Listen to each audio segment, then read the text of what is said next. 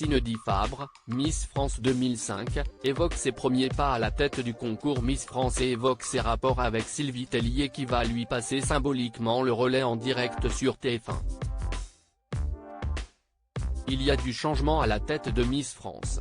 Lors de l'élection de Miss France 2023, en direct sur TF1 le samedi 17 décembre, Sylvie Tellier, ancienne directrice générale du concours va en effet passer le relais à Cindy Fabre, Miss France 2005. Le tout sur fond de tensions ouvertes entre l'ancienne Miss France 2002 et Alexia Laroche-Joubert, patronne de la société.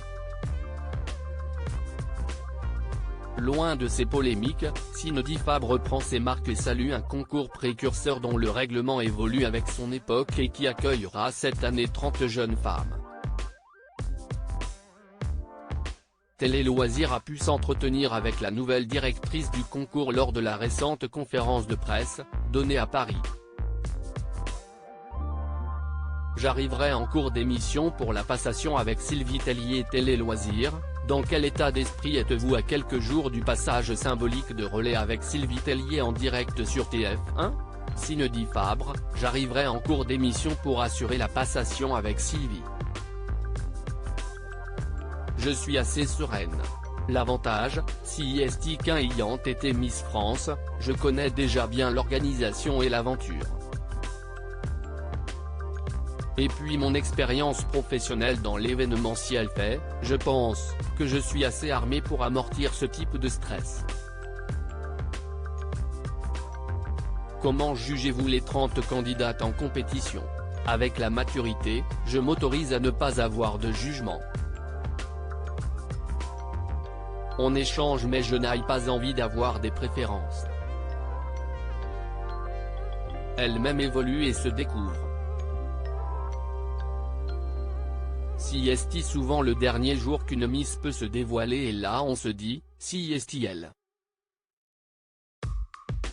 Car la lumière va la mettre en valeur, sa région va la soutenir, elle aura pris confiance en elle. Je veux donc juste les admirer avec de la bienveillance et de l'admiration. Il faut du courage pour faire cette aventure. Sylvie Tellier elle a si besoin, qu'attendez-vous d'elle ? Déjà qu'elle profite et qu'elle se sente bien lors de cette aventure de 30 jours pour 29 d'entre elles et de 365 pour la gagnante. Qu'elle véhicule les valeurs de Miss France, le respect, la sociabilité, la camaraderie et l'amour des gens. Une certaine aisance également.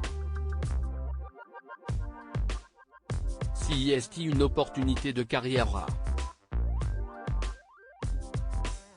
Sylvie Tellier vous a-t-elle conseillé lors de votre prise de fonction comme directrice du concours ?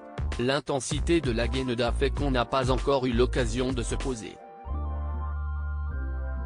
Mais elle est là si besoin pour me prodiguer des conseils. Comment se sont passés vos premiers pas ?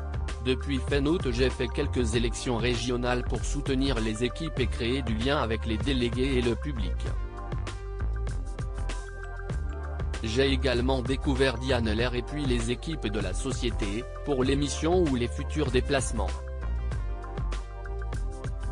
Miss France a toujours été un concours précurseur. Vous prenez la tête d'un concours qui fait sa révolution, notamment au niveau du règlement du concours qui s'ouvre aux femmes mariées, mères de famille ou aux femmes transgenres.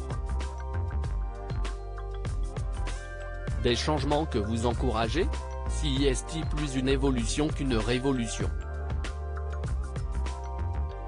Le concours évolue comme évolue la vie. Et Miss France doit suivre ces changements. Mais nous avons toujours été précurseurs. Par exemple, le concours de Miss Univers a fait évoluer son règlement en juin, juste après nous. Il faut s'en féliciter. Il faut ouvrir le champ des possibles à tout type de femmes accomplies. Elles doivent bénéficier de cette aventure. s'est dit lors de la prise de conscience écologique. Avez-vous hésité avant de partir en avion pour faire le traditionnel voyage, qui a lieu cette année en Guadeloupe? On a essayé de les faire partir à la voile mais le temps n'était pas top et on n'a pas de jet privé Miss France. Rire, il y aura toujours des critiques mais si on ne sort plus jamais de notre territoire à cause de l'avion, on perd toute occasion de s'enrichir personnellement. À lire aussi Miss France 2023, les portraits officiels des 30 candidates.